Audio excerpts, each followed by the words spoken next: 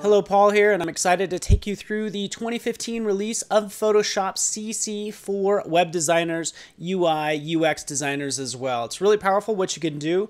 Actually, I have my iPad right here. I've actually used Adobe Comp CC to create a layout that I've actually sent to Photoshop, which is right here in front of me. But the end result also is we can design in Photoshop with amazing new features, and we can test that content back on our mobile devices directly from Photoshop. So let's go ahead and get started.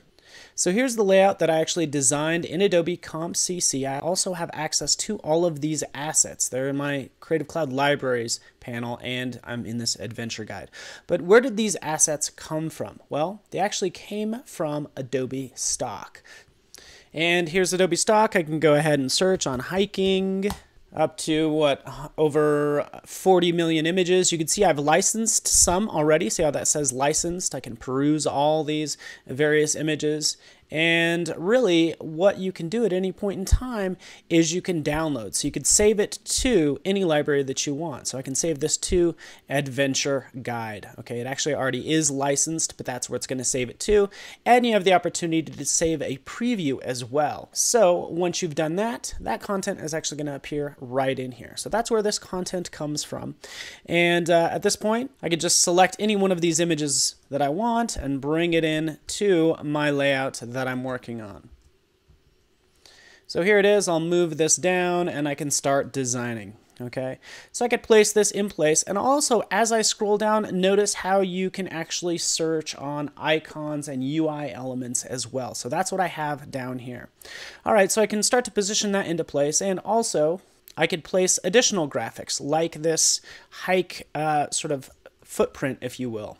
All right, so I can position that appropriately, do what I want with it. But the great thing is this library is available to me pretty much everywhere where I'd expect it. So if I'm working in Illustrator, here are those same assets. So I can come in here and I can drop in this same image if I want to.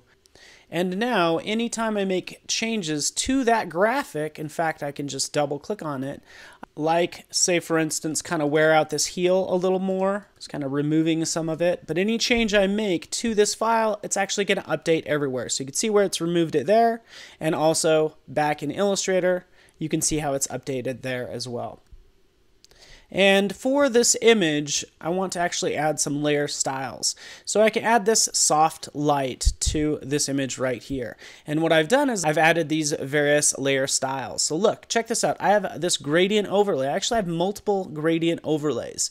So I have this sort of gold cast, and then I have this blue cast, and this is just to show that you can actually have more than one effect to really get the look that you want. And so again, you have that option. That's what I'm doing. Gives you more flexibility, and you can see how this is turning out. It's actually easier to see that that word. Now I am working on this home screen for this app, and really what I want to do next is I want to develop different pages or different screens for this experience. Now I can make multiple PSDs, or I can maybe make multiple layer groups, but check this out, because you now have the ability to create artboards in Photoshop CC. So just behind the Move tool, there's the Artboard tool. I can select it, and I could just draw a frame around that content. You can see that says Artboard 1, and not only that, right over here, it says Artboard 1 as well. So I can double click and I can change this to Home, call this the home page. If we're unsure of the size, or if we want to change the size, we can jump in here and we can select, say, iPhone 6 Plus. So I'm selecting iPhone 6 Plus. And you can make an artboard from layers, but what I want to do at this point is I want to duplicate this artboard, and I can make, say, for instance, the bike page, whatever the case may be. I can move that one over, and now I have two different artboards. And now I can start to customize this second one. If I decide I don't want that that image there and I want to remove those mountains, I can remove them as well. Even if I want to move this hike boot to this second screen, check this out. I can literally just drag it in there as part of that artboard, and then when I let it go, notice how it places it right in that exact same spot. So you have that flexibility when it comes to manipulating artboards. But to be honest with you, I actually want to set this up differently. I can take this Adventure Guide nav and I can drag it into my library, and I can make this my top nav. Now I can drag that out and position that accordingly. But I'd rather have this one source element that I can then double click and edit, and it will change it everywhere. So it makes your life much easier. Now I do need to add a little search icon here, and I can do that a number of ways. Again, I can use Adobe Stock, but I also wanted to introduce you to the glyphs panel. It's really just a matter of, searching or selecting the font you want to preview and add that specific glyph. You can see a number of them, the entire font in this case. I'm using Font Awesome because I know I actually want to use a search button from Font Awesome. I can just go ahead and add that particular icon like I'm doing right now, just change the color, and now I have that icon. And the alternates, by the way. So if you take a look, you have all of the alternates for a specific selection. You get the idea, just like you do in Illustrator.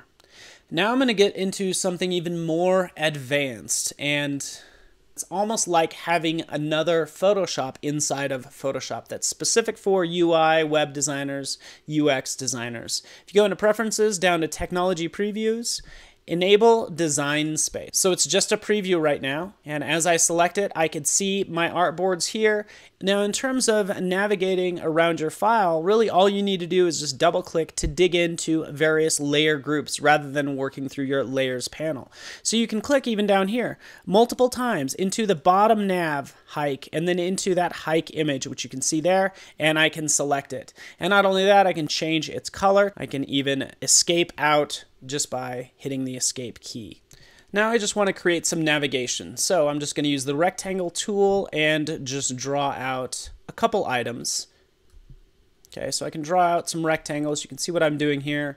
In fact, I'm going to change the color of a couple of them. And I can select each one of these. Now I have all the alignment features that I'd expect, but actually I like the ability to jump in and be able to swap those two. So from here, if I wanted the white one to be the first image, I can swap the position of those two. So you see how you have that sort of control when it comes to graphics, and I can even start to round the corners by adjusting the radius. It's all the controls that you'd expect, but it's really easy to navigate around and create new artboards for new screens. And really, when you're done, you can just go ahead and close Design Space, and you're back in Photoshop.